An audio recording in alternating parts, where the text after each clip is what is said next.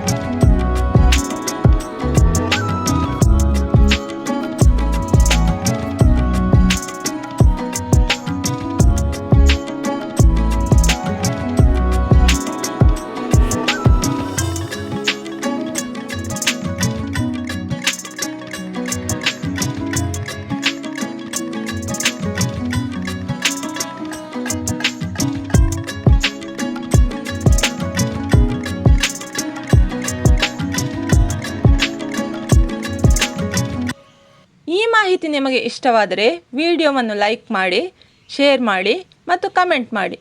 ನೀವಿನ್ನೂ ನಮ್ಮ ಚಾನಲನ್ನು ಸಬ್ಸ್ಕ್ರೈಬ್ ಆಗಿಲ್ಲ ಎಂದಾದರೆ ದಯವಿಟ್ಟು ಸಬ್ಸ್ಕ್ರೈಬ್ ಆಗಿ ಬೆಂಬಲ ನೀಡಿ. ಧನ್ಯವಾದಗಳು.